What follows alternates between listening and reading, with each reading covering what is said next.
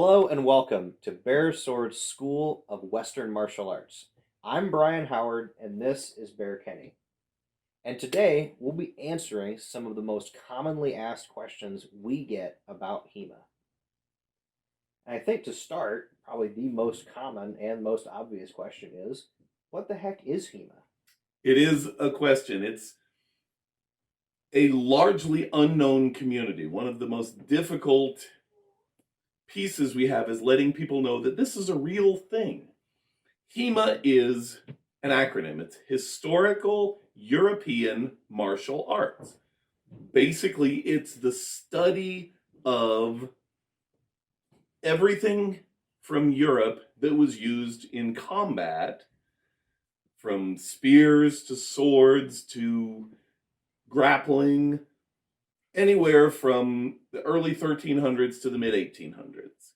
It's been studied for 100 years or more. So another question we get pretty often, what are some weapons that you see in your typical HEMA club or school? Oh, that's all over the map.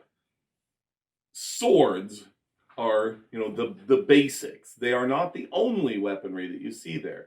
And sword, of course, is a huge category in itself. There's small swords and sabers and long swords and rapiers and everything you can imagine.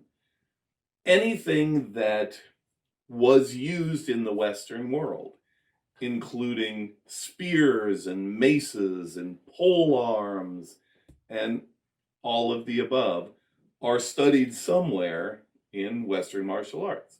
Talking about all of these weapons, another question that we get, probably mostly from concerned parents and guardians, is HEMA dangerous? Short answer is no, it's not.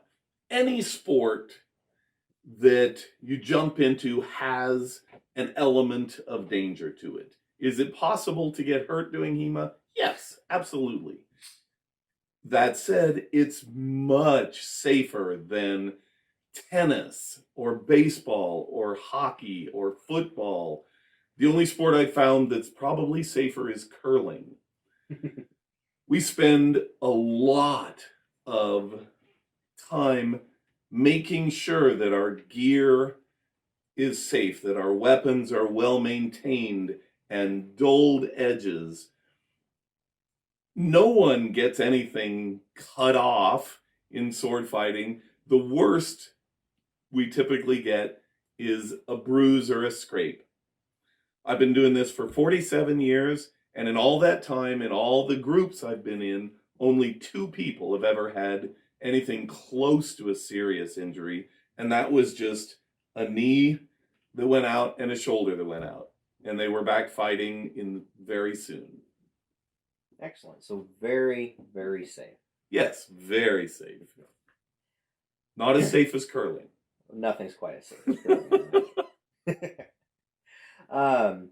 Another important question that we get a lot is, who can do HEMA?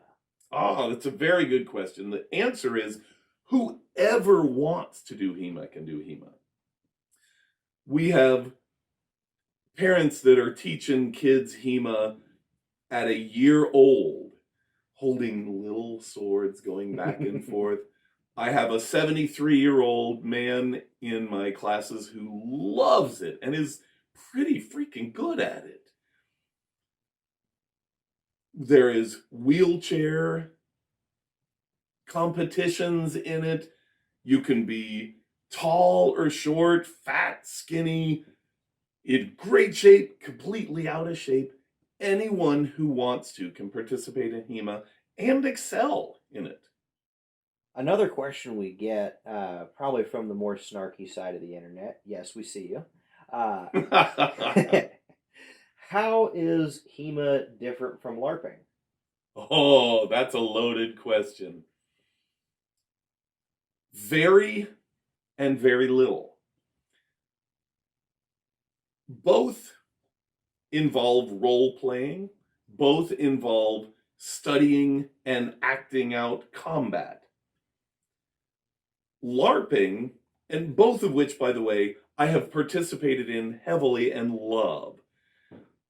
LARPing does their role play in a fantasy setting, whether it's vampires or magic or whatever. HEMA does their role playing in a historical setting.